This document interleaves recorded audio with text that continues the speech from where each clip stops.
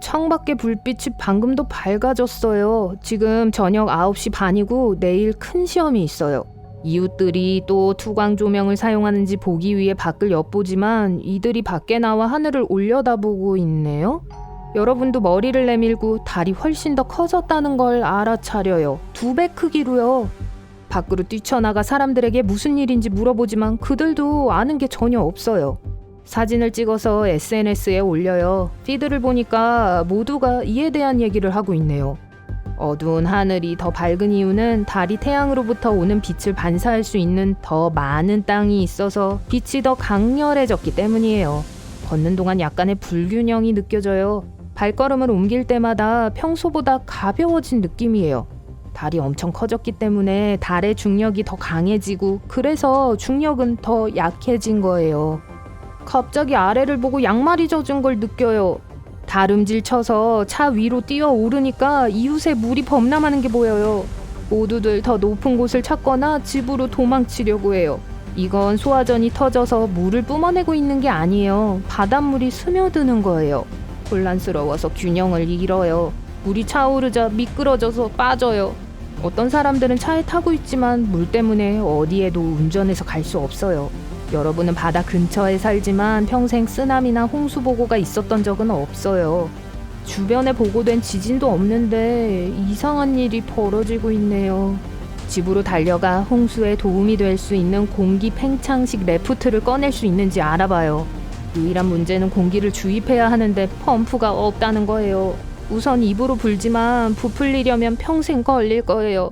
대안을 찾기 위해 집 주변을 찾아보곤 헤어드라이기를 발견해요. 플러그를 꽂고 래프트를 최대한 부풀리고 나머지는 입으로 불어요. 몇 초마다 수위가 올라가고 이제 집으로 들어찼어요.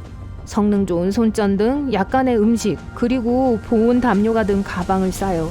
아래층으로 내려가서 물이 무릎까지 차 있는 걸 봐요. 문에 닿을 때까지 계속 걸어요. 밖으로 나왔을 때 파도가 아주 거칠어서 물이 여러분을 좌우로 밀어내요. 중력이 바뀌었기 때문에 수영하는 게 쉽지 않아요. 래프트를 준비해서 길에서 물살을 타고 내려갈 때 써요. 물이 얼어붙고 2월 중순에 접어들고 있어서 도움이 되지 않네요. 잠시 후 해변에서 바로 물이 나오는 고속도로에 도착해요. 그럭저럭 높은 곳에 올라가 폰을 꺼내요. 안전을 위해 폰을 가방 안에 있는 보호칸에 보관했었어요. 배터리가 15%밖에 남지 않았지만 보조 배터리를 챙겨왔죠. 가족에게 무슨 일이 일어나고 있는 건지 알아보기 위해 전화를 걸었지만 그들도 아는 게 없어요. 여러분은 숲으로 들어가 옛날에 타던 자전거를 그곳에 두고 왔는지 확인하기 위해 어렸을 때 방문하곤 했던 오래된 오두막을 찾아봐요. 몇 분 후 찾아내서 홍수를 피하기 위해 그 자전거를 타고 산을 건너요. 중력이 영향을 미치고 있어서 균형을 잘 잡을 수 없어요. 몇몇 과학자들은 노트북과 스프레드 시트를 펼치고 앉아서 무슨 일이 일어나고 있는지 이해하려고 하고 있어요. 모두가 고함을 지르며 닥치는 대로 해결책을 내고 있지만 아무것도 말이 안 되는 것 같아요. 잠시 후 나사의 수장은 달로 무인 로켓을 발사하기로 결심해요. 로켓은 몇 시간 안에 준비되어 모두가 명령을 기다리고 있어요. 셋, 둘, 하나, 발사! 로켓은 공중에서 치솟아 달에 접근해요. 지구의 대기를 빠져나와 그 방향으로 전속력으로 이동해요. 하루나 이틀 후 모두 거대한 달의 라이브 영상을 보게 돼요. 연구에 따르면 더 강한 중력을 갖고 있을 수 있기 때문에 로켓은 달에 너무 가까이 갈 수 없어요. 하지만 영상은 토성의 고리와 비슷한 작은 입자들이 그 주위를 떠다니고 있는 걸 보여줘요. 이 고리들은 큰 행성을 둘러싸고 있는 거대한 원반처럼 보이지만 가까이서 보면 단지 쌀알 크기에서 큰 버스 크기 정도의 입자들이에요. 이것들은 중력 때문에 토성의 궤도를 돌고 있어요. 이 사진들은 입자들이 크고 작은 걸 보여주는데 이건 로켓이 더 가까이 접근하는데 안전하지 않아요. 그래서 달 궤도를 돌기 위해 근처에 멈춰서 접근하려고 드론 같아 보이는 작은 로켓을 발사해요. 입자들은 수미터의 두께로 미니 로켓이 조종하는 걸 어렵게 만들어요. 더 가까이 날아가는데 입자들이 충돌하기 시작해요. 미니 로켓이 이런 것에 내구성이 좋아서 다행이네요. 로켓이 드디어 입자들을 지나 달에 착륙해요. 크기가 부풀어 오른 이후 중력은 더 강해져서 로켓을 거의 부서뜨릴 뻔했어요. 착륙하자마자 다른 로봇이 나와 몇 가지 단서를 얻기 위해 표면을 운전하기 시작해요. 아직까지는 아무 일도 일어나지 않아요. 하지만 달 깊은 곳에서 진동이 오는 걸 알아차렸어요. 달의 핵이 비정상적으로 반응하고 있어요. 점점 더 커지는 것 같아요.